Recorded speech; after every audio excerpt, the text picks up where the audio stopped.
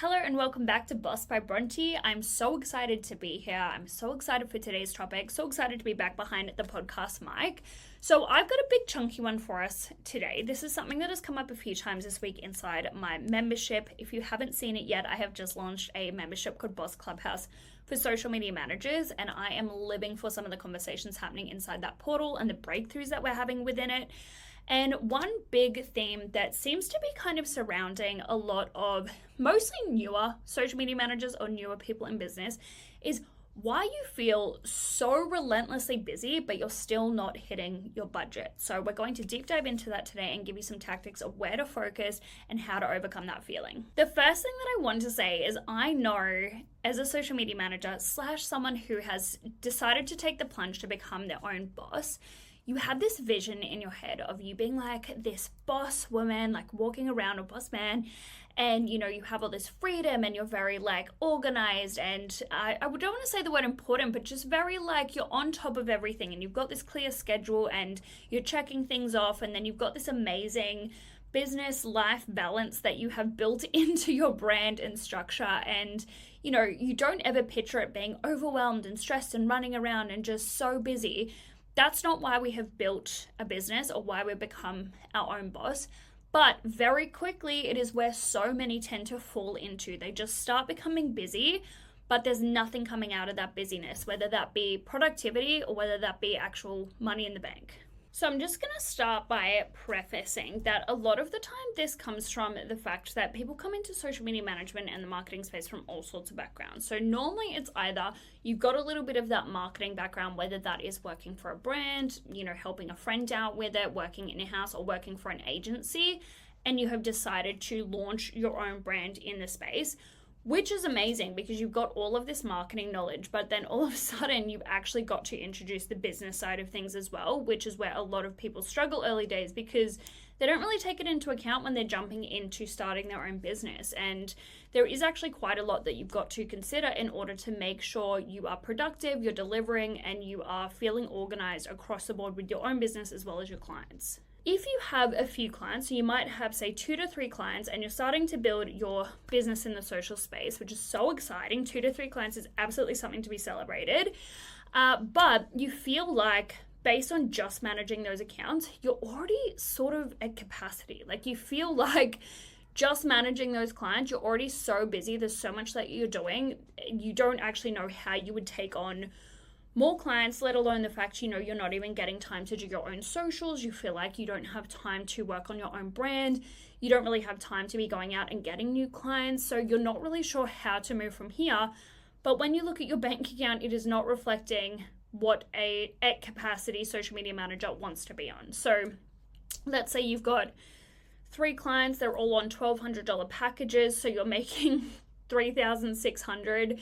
And you're sort of like, how am I at capacity? And that's all I'm making per month. And I want to scale and I want to be able to build my own brand, but I don't actually know where to find that time or how to do it. So that's what we're going to focus on a little bit today. So if you're in this space right now, these are the areas that I want you to start to sort of focus on to understand where this has come from initially. So firstly is your packages. If these haven't been strategically designed, you will find that how much time and effort it takes to deliver them is not reflected in what you are actually charging for them. So if you have created a package that includes stories and DMs and community management and a bunch of reels, and you're charging, say, $1,000 for it, that might take you like 20 hours to deliver, and that is not reflected in that price. So it means that you are literally filling up your calendar and your month with time dedicating to clients, but that is not taking into account how much capacity you need to be able to actually hit your financial goals and how much time you're actually delivering on their accounts individually.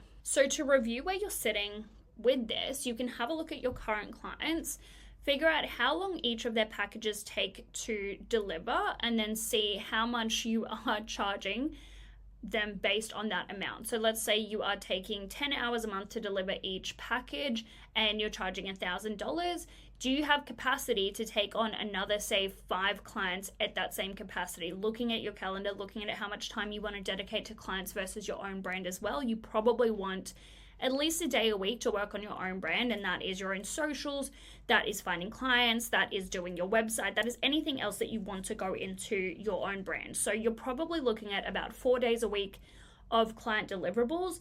Take that into account when you're looking at how long you're spending on the accounts and how much you are actually charging them for those packages. Once you feel fairly confident in your packages, you can then look at your processes of delivering those packages. So if you know that you've designed that package to be really, really aligned with how much you're charging for it, so it's $1,200, it takes you 10 hours, you're happy with that based on your capacity and everything else you've fleshed out, it's making sure that when you're delivering that, firstly, you're not going over that time. You're not going outside of scope where all of a sudden you are delivering 18 hours of services to this person. And that comes down to going through line by line and going, okay, report should take me an hour.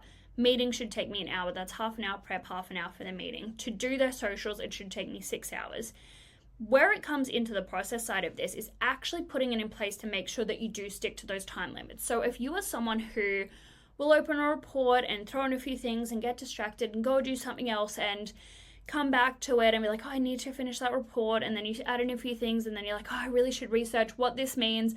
And all of a sudden that report's taking you 3 hours. That is where you are hitting capacity, which is not delivering any extra value to the client and it's not adding anything to your package on your end. So you need to get really clear on how you are actually delivering those packages and where that ties into your own back-end process. And the last but probably biggest is that you need to be able to set boundaries and not go out of scope. And this is huge. This is somewhere where I know a lot of these sort of beginners in the space tend to struggle because, you know, you got a bit of imposter syndrome. You're feeling a little bit like unsure of where you should be focusing and your value and what you're delivering and what you're allowed to say to your clients and what is, you know, industry standards. But you do need to be able to say to them, hey, unfortunately, I can't deliver that to you based on the package that we're on. Do you want me to increase it this month? Do you want me to add that to your invoice? You know, where is this coming from? Is this something that we need to tie into the strategy that we haven't covered before? These are conversations that you need to be able to have as a business person. And this comes down to reminding yourself that you are a business owner. I know that even when you're early days and you have that imposter syndrome, it can feel really scary and intimidating, but this is your business, this is your brand, and these are your clients. So you've got to have that level of confidence to put these boundaries in place. This is only going to help you build your business, you find your freedom, deliver to that client what they're actually paying for and giving them that value, but also nurturing your other clients. Like if you are spending all of your time on one client, you're actually doing such a disadvantage to the rest of the clients and your future clients as well. So you do need to be able to set that boundary really clearly of this is what your package entails, this is what it includes, and this is what I'm delivering to you. So if this is you at the moment and you've listened to this episode and you're like, oh my gosh, that is me to a T. I'm, you know, at 2-3 clients. I feel so overwhelmed, so busy. I just feel like I don't really know where to pull back. There's two sides to it. You firstly have got to get your current clients into line and put them on packages or put them on structures that is actually going to allow you to have enough freedom to focus on other clients. And then you need to be able to talk to your new clients about it and make sure that, you know, if you need to update your packages, your processes, or anything else, that is what you're doing moving forward. So looking at your current clients, I want you to review their packages and see what you are actually promising to deliver to them on a monthly basis. Figure out how long that should be taking you on a monthly basis and make sure that the pricing aligns.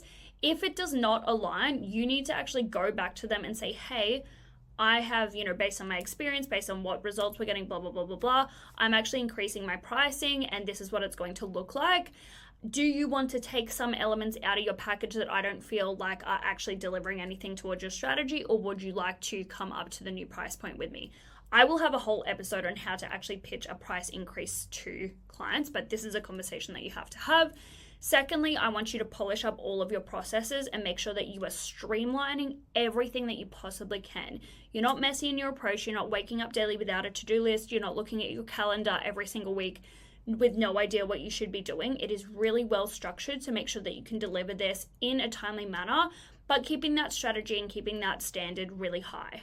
And lastly, you're going to practice setting boundaries. This is so much easier done when you've got a fresh client and you can show them the standard of what it looks like to partner with you.